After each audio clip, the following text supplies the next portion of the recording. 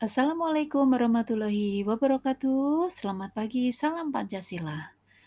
Anak-anak, pernahkah kalian melihat pelaksanaan pemilu di lingkungan terdekat kalian? Mengapa pemilu harus dilaksanakan dan apa tujuannya? Mari kita lihat materi berikut ini. Anak-anak, materi kita hari ini ada kaitannya dengan hal tersebut, yaitu tentang kedaulatan. Baik, anak-anak sudah siap belajar PPKN? Hari ini kita akan membahas hakikat dan teori kedaulatan, yaitu materi bab 3 bagian A. Setelah kita menyelesaikan materi bab 2 tentang pembukaan dan pokok-pokok pikiran Undang-Undang Dasar 1945. Adapun tujuan pembelajaran, yang pertama adalah menjelaskan pengertian kedaulatan, yang kedua menyebutkan sifat-sifat kedaulatan, yang ketiga menyebutkan macam-macam teori kedaulatan. Seperti apa materi pada hari ini? Mari kita kepoin. Adapun submateri yang harus kita pelajari hari ini yaitu pengertian kedaulatan, yang kedua sifat-sifat kedaulatan, yang ketiga macam-macam teori kedaulatan. Kita lihat yuk, let's go! Pengertian kedaulatan. Nah, anak-anak, pengertian kedaulatan itu dari kata daulah yang mempunyai pengertian kekuasaan tertinggi atas suatu pemerintahan negara.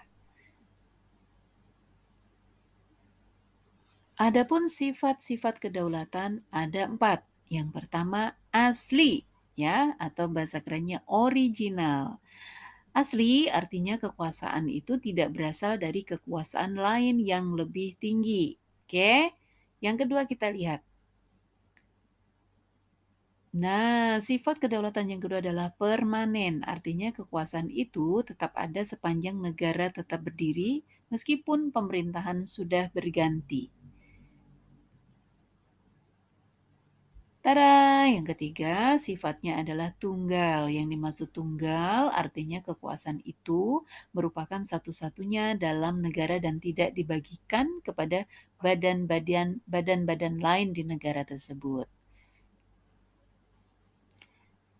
Sedangkan yang keempat, sifat yang keempat yaitu tidak terbatas. Artinya kekuasaan itu tidak dibatasi oleh kekuasaan lain dalam suatu negara tersebut.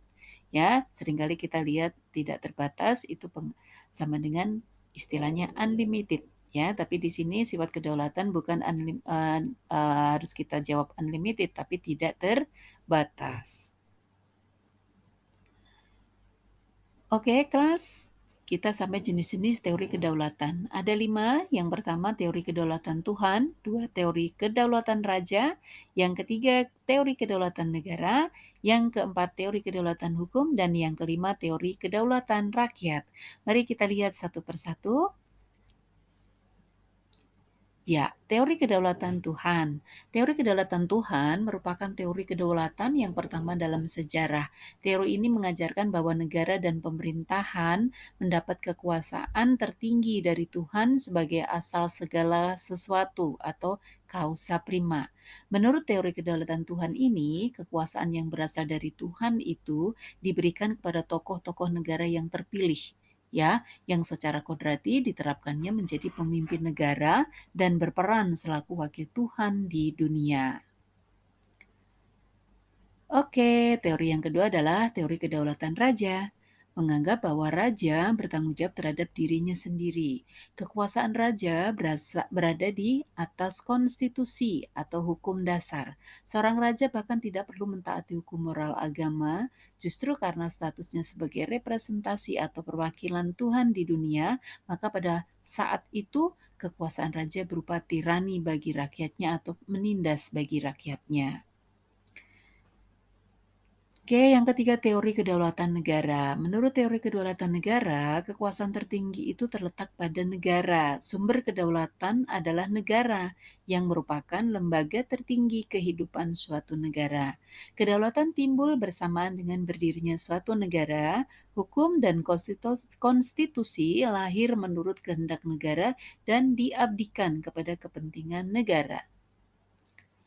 Oke, teori kedaulatan hukum yang keempat, yaitu kekuasaan pemerintahan berasal dari hukum yang berlaku. Hukumlah, baik yang tertulis maupun tidak tertulis, membimbing kekuasaan pemerintah. Kekuasaan hukum merupakan kekuasaan tertinggi dalam negara. Hukum bersumber dari rasa keadilan dan kesadaran hukum. Negara melindungi hak-hak warga negara dan mewujudkan kesejahteraan bagi rakyatnya. Yang kelima yaitu teori kedaulatan rakyat. Menurut teori kedaulatan ini, rakyat beranggapan bahwa rakyat merupakan kesatuan yang dibentuk oleh suatu perjanjian masyarakat. Kemudian sebagai pemegang kekuasaan tertinggi, rakyat memberikan sebagian kekuasaannya kepada penguasa yang dipilih oleh rakyat dan penguasa tersebut harus melindungi hak-hak rakyat. Nah, itu tadi, materi kita pada hari ini. Sekarang kita sampai pada kuis. Apa kuisnya? Sebutkan negara mana saja yang menganut teori-teori kedaulatan tersebut, siapa saja tokoh pelopornya. Nah, kalian bisa diskusikan dengan teman-teman kalian. Oke, kelas? Jangan lupa Jangan lupa catat hasil diskusi kalian di buku tulis kalian, kemudian upload ke Google Classroom sesuai dengan nama atau identitas masing-masing. Baik, salam sehat, tetap semangat, terus belajar dan berprestasi. Assalamualaikum warahmatullahi wabarakatuh.